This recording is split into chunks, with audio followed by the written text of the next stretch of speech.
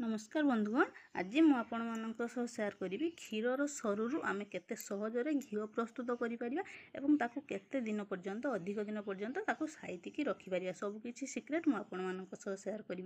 एठी मु 1 लिटर क्षीर को भल भाव रे गैस रे फुटै नैछि। देखंतु केते सुंदर एथिरे सर पड़ी जाइछि। आकू ठंडा करी आमे फ्रिज रे 7 रु 8 घंटा रखि दबा। आपण नॉर्मल भी एमिति रखि परिबे क्षीर को। एठी देखंतु मु 7 रु 8 घंटा फ्रिज रे रखी देथिली। केते बढ़िया से ये सर बसी जाइछि। एथिरे पूरा बहुत बढ़िया से ये बसी जाइछि। आकू आमे उठे नबा। एथिरु बहुत बढ़िया से ये हे जाइछि। आकू मु एमिति उठे नेबी। देखंतु एठी गोटे पात्र रे मु 6 दिन रो क्षीर को एठी रखिथिली। तो ए सर को ए पात्र रे दे देबी। एठी गोटे मिक्सी जार नहीं सबू जाक सर को मुझे मिक्सी जार रे दे देबी। नॉर्मल पानी एथिरे अल्प टिके दे आपको भल भाव रे बाटी नबा। एठी देखंतु मु बहुत बढ़िया से बाटी नीची। केते बढ़िया से मुझे बाटी नीची। देखंतु पूरा पूरी प्लेन करी आपको बाटी नेबे ताहले ये बहुत बढ़िया से हिजिवो। ए गुटे पात्र रे मु 3 ग्लास मापर पानी देइची। ए पानी रे ए सबू जाक जो सर को बाटी की रखिथिले दे दबा। भल भाव रे अल्प टिके पानी दे मिक्सी जार को मु धोई के इथरे दे दीची। भल भाव रे आकू आमे एमिति हाथ रे फेंटी नबा। बहुत बढ़िया से मु एठी फेंटी नउजी। देखंतु हाथ रे केते बढ़िया से लहुणी जाक हमर ऊपर को उठी आसीची। गोटे पात्र को आकू आमे बाहर कर नबा। ए देखंतु केते बढ़िया से ऊपर को उठी आसी जो ताकू मु बाहर कर नउची।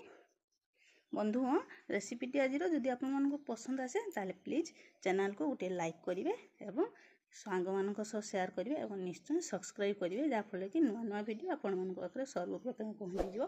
देखंतु हाथ रे मु एमिति कर नउची। केते बढ़िया से ऊपर को उठी आसुची। देखंतु सबु जाक आमे एमिति ही करी सबु जाक आमे लहुणी को उठे नबा। ए देखंतु केते बढ़िया से मु उठे नेची। ए जो क्षीर भली देखा जाउची पानी देखंतु पूरा पूरी बढ़िया से ये उठी जाइछि। एठी सबु जाक लहुणी मुठे नेची। एथरो जो पानी से पानी को मु बाहर कर नेबी। केते हे जाइछि। देखंतु एतिकी ही हमर हेइछि। ए जो पानी आकू आमे पकेइबानी तो आकू आमे शरबत बनै भी खाइ परिबा। आकू मु एबे लहुणी को गैस रे बसि दिछि। केते बढ़िया से ये मेल्ट हे जाउछि। देखंतु बहुत बढ़िया से मेल्ट हे जाइछि। ए जो फेण ए फेण को पूरा पूरी मारिबा। एही गुटे सीक्रेट जे घियो को आमे केमिति अधिक दिन पई साइति की रखि परिबा। देखंतु मु एठी 2टी लेंबू पत्र नेची। ए लेंबू पत्र को छिड़े की घियो रे दे दबा। ताले अधिक दिन पर्यंत घियो हमर रही पारिबो। घियो रो बास्ना भी बहुत बढ़िया आसीबो। घियो हमर बहुत बढ़िया से फुटी गलानी। फेण भी घियो रो बहुत बढ़िया से मरि गलानी। आकू ठंडा कर नबा। देखंतु बढ़िया से ठंडा हे जाइछि।